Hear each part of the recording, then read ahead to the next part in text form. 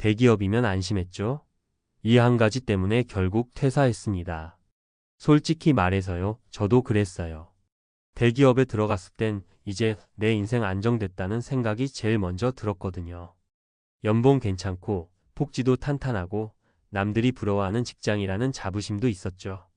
정년까지 버티기만 하면 연금도 나오고 노후도 어느 정도는 대비되겠지 싶었어요. 근데요, 그게 착각이더라고요. 문제는 하나였어요. 내 삶을 준비하지 않고 회사에만 기대고 있었다는 것. 회사가 평생 책임져 줄 거라는 믿음이 무너지는 순간 사람은 허무해집니다. 시스템은 변하고 조직은 효율성을 따지고 경력은 나이와 함께 비용으로 취급돼요. 그리고 그때 알게 되죠. 내가 회사 없이도 살아갈 준비가 돼 있었는지 말이에요. 이번 글에서는 왜 그 흔한 대기업에서도 버틸 수 없었는지, 그리고 그런 상황에서 어떻게 은퇴를 준비해야 덜 흔들릴 수 있는지 실제 사례 3가지와 함께 말씀드릴게요. 저처럼 나중에 후회하지 마시고요. 1. 기대서 살면 무너질 때 더 아프다. 퇴사 후 알게 된 진실. 퇴사하고 나서 제일 먼저 느낀 건 허탈감이었어요.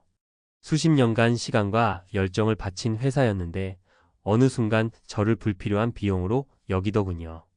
누가 봐도 승진은 끝났고 임금은 높고 역할은 줄어든 딱 그런 상황. 조직 개편이든 희망퇴직이든 그 어떤 이름이 붙어도 결국은 이제 나가세요 라는 뜻이잖아요. 그 순간 깨달았어요. 내가 회사를 위해 산 만큼 나 자신을 위해 산 시간은 거의 없었다는 걸요.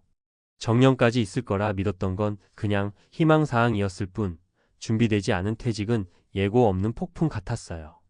그래서 퇴사 전부터 준비해야 할 게 몇 가지 있어요. 2. 은퇴 후의 삶은 지금 준비해야 한다. 첫 번째로 돈이 아니라 돈을 버는 구조를 만들 것. 많은 분들이 은퇴 후엔 쓰기만 하니까 지금 모아야 한다고 하세요. 물론 맞는 말입니다. 하지만 더 중요한 건 은퇴 후에도 작은 수입을 만들 수 있는 구조를 미리 준비하는 거예요. 예를 들어 제 친구 민수는 퇴직 전에 자격증을 따고 그걸로 강의나 컨설팅을 시작했어요. 지금은 정식 퇴직도 안 했는데 부수입이 월 100만 원이 넘어요. 이게 작아 보여도 퇴직 후에 이 수입이 있으면 심리적으로도 안정이 되거든요. 연금만 바라보는 삶보다 훨씬 유연해요. 두 번째로 소속 없는 나를 받아들일 준비. 회사를 그만두면 직책도 명함도 사라집니다. 근데 진짜 무서운 건 그와 함께 자존감도 같이 사라진다는 거예요. 나는 누구인가? 라는 질문에 쉽게 답할 수 있어야 퇴직 후에도 무너지지 않아요. 이런 점에서 제 지인인 지훈 형 이야기를 해볼게요. 대기업에서 임원까지 했지만 퇴직 후엔 친구도 취미도 없었대요. 나를 소개할 게 회사 밖에 없었다는 말을 하더라고요. 결국 우울감이 오고 1년을 집에서 거의 나오질 않았어요. 그 형이 회복된 건 지역 독서 모임에 들어가면서부터예요. 나이도 직업도 상관없는 공간에서 사람들과 대화하고 관심사를 나누면서 자기 자신을 다시 만들어갔죠. 퇴직 전부터 소속 없는 나를 익숙하게 해두는 게 정말 중요합니다. 세 번째로 배우자와 퇴직 후 생활에 대해 솔직하게 상의해둘 것. 이건 정말 중요한데요. 퇴직 후의 갈등 대부분이 배우자와의 생활 패턴 차이에서 옵니다. 제 사례를 말씀드릴게요. 퇴사하고 나서 하루 종일 집에 있었더니 아내가 스트레스를 받더라고요. 왜 그러냐고 물었더니 당신이 회사에 있을 땐 내가 내 생활을 했는데 이제는 숨 쉴 공간이 없다는 거예요. 저는 같이 있으면 좋은 거 아니야? 했는데 서로의 일상이 너무 달랐던 거죠.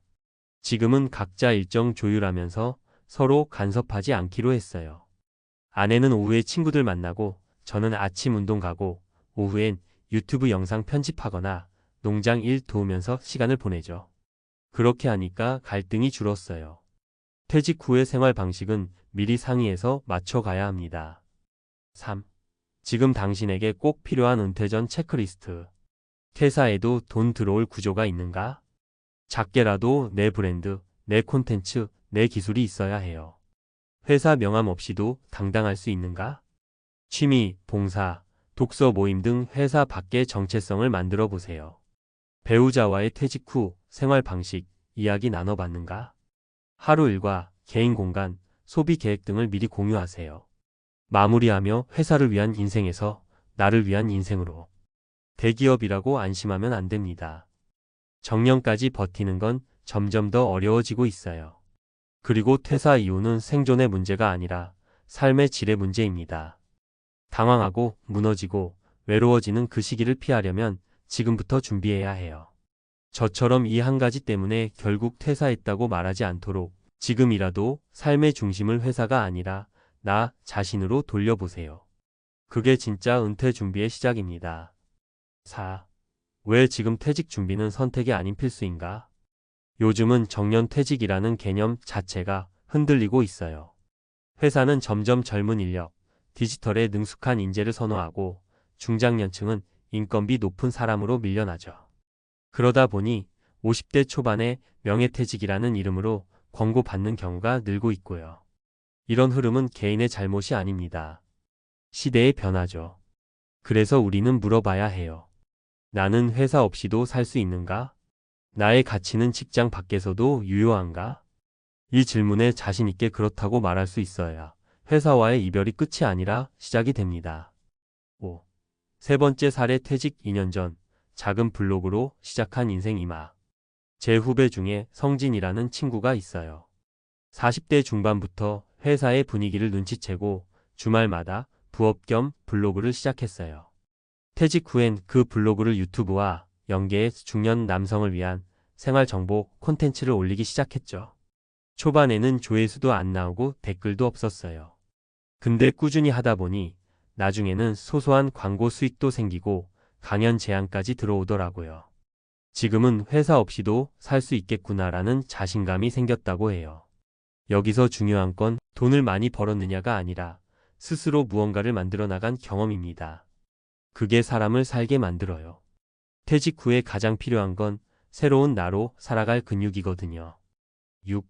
지금부터 할 수 있는 실질적 준비 5가지. 정리를 해볼게요.